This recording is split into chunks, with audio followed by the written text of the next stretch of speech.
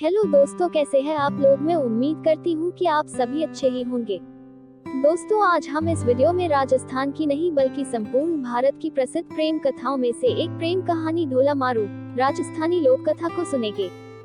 राजस्थान की लोक कथाओं में बहुत सी प्रेम कथाएं प्रचलित है, पर इन सब में ढोला मारू प्रेम गाथा विशेष लोकप्रिय रही है। इस गाथा की लोकप्रियता का अंदाजा इसी बात से लगाया जा सकता है कि 8वीं सदी की इस घटना का नायक ढोला राजस्थान में आज भी एक प्रेमी नायक के रूप में स्मरण किया जाता है और प्रत्येक पति पत्नी की सुंदर जोड़ी को ढोला मारू की उपमा दी जाती है। यही नहीं, आज भी लोक गीतों में स्त्रियां अपने प्रियतम को ढोला के नाम से ही संबोधित करती है। ढोला शब्द पति शब्द का पर्यायवाची ही बन चुका है। राजस्थान की ग्रामीण स्त्रियां आज भी विभिन्न मौकों पर ढोला मारू के गीत बड़े चाव से गाती है। ढोला नरवर के राजा नल का पुत्र था, जिसे इतिहास में ढोला वसाल कुमार के नाम से जाना जाता है। ढोला का विवाह बालपने में जांगलू देश बीकानेर के पुंगल नामक ठिकाने के स्वामी पनवार राजा पिंगल की पुत्री मारवनी के साथ हुआ था। उस वक्त ढोला 3 वर्ष का, मारवनी मात्र 1.5 वर्ष की थी। इसीलिए शादी के बाद मारवनी को ढोला के साथ नरवर नहीं भेजा गया। बड़े होने पर ढोला की एक और शादी मालवानी के साथ हो गई। बचपन में हुई शादी के बारे को ढोला भी लगभग भूल चुका था। उधर जब मारवनी प्रौढ़ हुई तो माँ बाप ने उसे ले जाने के लिए ढोला को नरवर कई संदेश भेजे। ढोला की दूसरी रानी मालवानी को ढोला की पहली शादी का पता चल गया था। उसे ये भी पता चल गया था कि मारवनी जैसी बेहद खूबसूरत राजकुमारी कोई और नहीं, सो उसने दाह व ईर्ष्या के चलते राजा पिंगल द्वारा भेजा कोई भी संदेश ढोला तक पहुंचने ही नहीं दिया। वह संदेश वाहकों को ढोला तक पहुंचने से पहले ही मरवा डालती थी। उधर मारवनी के अंकुरित यौवन ने अपना रंग दिखाना शुरू कर दिया। एक दिन उसे स्वप्न में अपने प्रियतम ढोला के दर्शन हुए। उसके बाद तो वह ढोला के वियोग में जलती रही। उसे न खाने में रुचि रही न किसी और कार्य में। उसकी हालत देख उसकी मां ने राजा पिंगल से ढोला को फिर से संदेश भेजने का आग्रह किया। इस बार राजा पिंगल ने सोचा, संदेश वाहक को तो मालवानी मरवा डालती है, इसलिए इस बार क्यों न किसी चतुर ढोली को नरवर भेजा जाए जो गाने के बहाने ढोला तक संदेश पहुंचा उसे मारवनी के साथ हुई उसकी शादी की याद दिला दे। जब ढोली नरवर के लिए रवाना हो रहा था, तब मारवनी ने उसे अपने पास बुलाकर मारू राग में दोहे बनाकर दिए और समझाया कि कैसे ढोला के सम्मुख जाकर गाकर सुनाना है। ढोली गायक ने मारवनी को वचन दिया कि वह जीता रहा तो ढोला को जरूर लेकर आएगा और मर गया तो वही का होकर रह जाएगा।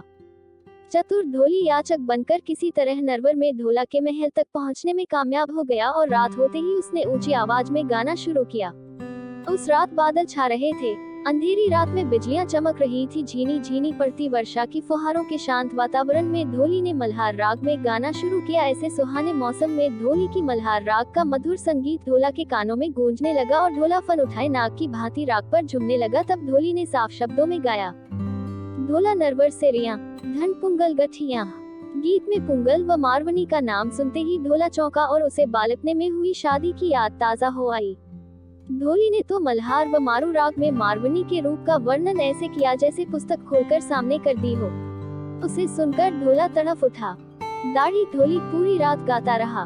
सुबह ढोला ने उसे बुलाकर पूछा तो उसने पुंगल से लाया मारवनी का पूरा संदेशा सुनाते हुए बताया कि कैसे मारवनी उसके वियोग में जल रही है। आखिर ढोला ने मारवनी को लाने हेतु पुंगल जाने का निश्चय किया, पर मालवानी ने उसे रोक दिया। ढोला ने कई बहाने बनाए, पर मालवानी उसे किसी तरह रोक देती। पर एक दिन ढोला एक बहुत तेज चलने वाले ऊंट पर सवार होकर मारवनी को लेने चल ही दिया और पुंगल पहुंच गया। मारवनी ढोला से मिलकर खुशी से झूम उठी। दोनों ने पुंगल में कई दिन बिताए और एक दिन ढोला ने मारवनी को अपने साथ ऊंट पर बिठा नरवर जाने के लिए राजा पिंगल से विदा ली। कहते हैं रास्ते में रेगिस्तान में मारूवनी को सांप ने काट खाया, पर शिव पार्वती ने आकर मारूवनी को जीवन दान दे दिया। आगे बढ़ने पर ढोला उमर सुमरा के षड्यंत्र में फंस गया। उमर सुमरा ढोला को घात से मारकर मारूवनी को हासिल करना चाहता था, सो वह उसके रास्ते में जाजम बिछा महफिल जमाकर बैठ गया। ढोला जब उधर से गुजरा तो उमर ने उससे मनोहार की और ढोला को रोक लिया। ढोला ने मारूवनी को ऊंट पर बैठे रहने दिया और खुद उमर के साथ अमल की मनोहार लेने बैठ गया। दाढ़ी गा रहा था और ढोला उमर अफीम की मनोहार ले रहे थे। उमर सुमरा के षड्यंत्र का ज्ञान दाढ़ी ढोली की पत्नी को था, वह भी पुंगल की बेटी थी, सो उसने चुपके से इस षड्यंत्र के बारे में मारूवनी को बता दिया। मारूवनी ने ऊंट के एड़ मारी। ऊंट भागने लगा तो उसे रोकने के लिए ढोला दौड़ा। पास आते ही मारूवनी ने कहा, धोखा है, जल्दी ऊंट पर चढ़ो, और ढोला उछलकर ऊंट पर चढ़ा गया। उमर सुमरा ने घोड़े पर बैठ पीछा किया, पर ढोला का वह काला ऊंट उसके कहाँ हाथ लगने वाला था। ढोला मारूवनी को लेकर नरवर पहुंच गया और उमर सुमरा हाथ मलता रह गया।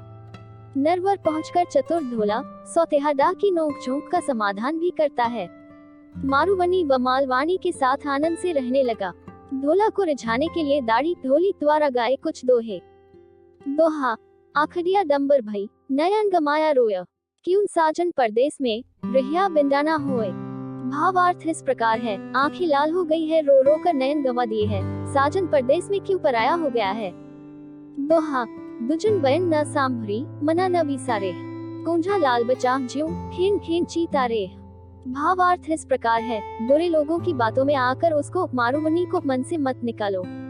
कुर्जा पक्षी के लाल बच्चों की तरह वह क्षण क्षण आपको याद करती है। आंसुओं से भीगा चीर निचोड़ते निचोड़ते उसकी हथेलियों में छाले पड़ गए हैं। दोहा, जेठू साहिबा न आवियो सावन पहली तीज, बीजट तने झबूटे मूंद रसी खींच। भावार्थ इस प्रकार है, यदि आप सावन की तीज के पहले नहीं गए तो वह मुग्धा बिजली की चमक देखते ही खींचकर मर जाएगी। आपकी मारूवन के रूप का बखान नहीं हो सकता। पूर्व जन्म के बहुत पुण्य करने वालों को ही ऐसी स्त्री मिलती है। दोहा, नमनी खमनी बहुकुनी सुकोमनाई सुकच, गोरी गंगा नीर ज्यों मन गर्वी तन अच्छा। भावार्थ इस प्रकार है, बहुत सी गुणों वाली क्षमशील नम्र व कोमल है गंगा के पानी जैसी गौरी है उसका मन और तन श्रेष्ठ है। दोहा, गति गयन जंग के ग्रब के हज्जिमी कटी लंग, फिर दसन विप्रवधर मरवन प्रकुटी मयंक। भावार्थ इस प्रकार है, हाथी जैसी चाल, हीरो जैसे दांत, मूंग सरीखे होठ है। आपकी मारवनी की सिन्हों जैसी कमर है, चंद्रमा जैसी भुएं है।